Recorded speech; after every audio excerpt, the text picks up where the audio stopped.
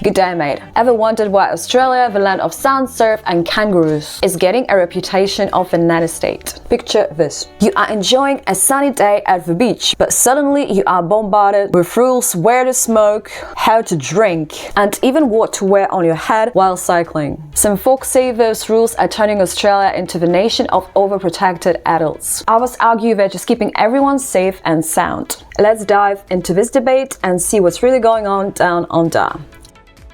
The rise of regulations.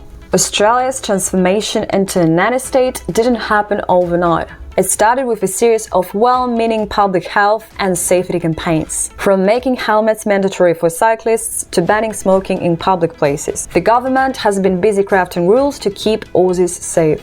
But are these measures a bit too much? Let's find out. Public health initiatives, such as smoking regulations. Australia leads the world with its tough anti-smoking laws and no smoking in public places. It's like the government is saying, no puffing lad. Ever tried to buy a drink in Australia? With all the restriction on sales and advertising, it's almost like government wants you to stay sober. Safety measures. Whether you are cycling through the city or cruising on a motorbike, helmets are the must.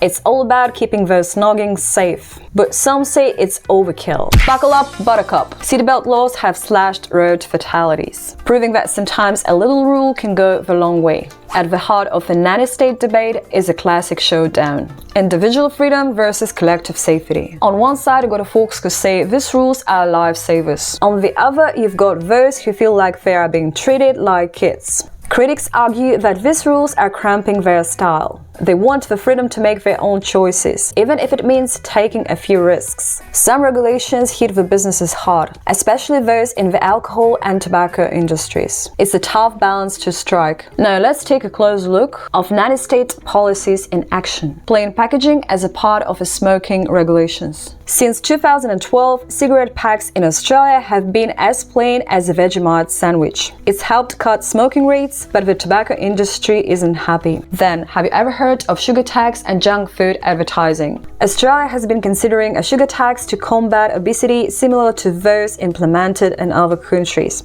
While it hasn't been fully rolled out yet, there are already strict regulations on junk food advertising, especially during kids' TV programs. Some appreciate the effort to promote better eating habits, while others feel it's an overreach. Sarah, a mother of two from Sydney, says, I get why they are doing it, but sometimes it feels like I can't even let my kids watch TV without being bombarded by health messages. Can dramatically increase your chance of heart attack. Don't eat eggs. It's a bit much when all they want is to enjoy their favorite shows. Yeah, okay, so it turns out that the amount of cholesterol in a food doesn't actually affect how much cholesterol ends up in your blood. The eggs are probably fine. In fact, we sort of don't even know what cholesterol is. But the steak! You can't eat the steak! What about the sun safety regulations? Australia's harsh sun has led to stringent sun safety regulations. Schools enforce no hat, no play policies. No money, no hashish. Tom, a primary teacher from Brisbane, thinks that they have to be really strict about sun safety. It's great because it protects kids, blah blah blah blah blah blah blah. But sometimes feels like we're constantly policing them. The kids just want to run around and have fun. There are also dog leash laws in many Australian cities, even though Aussie dogs generally are extremely friendly.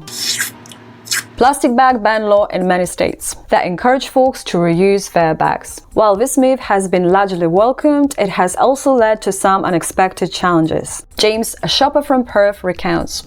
I supported the ban, but I can't tell you how many times I've forgotten my reusable bags and had to juggle groceries in my arms. It's a bit of hassle, but I guess it's for a good cause. And the most intriguing one is curfews and youth restrictions. In some areas, curfews and restrictions on youth activities have been introduced to curb antisocial behavior. These measures include limits on when teenagers can be out in public without adult supervision.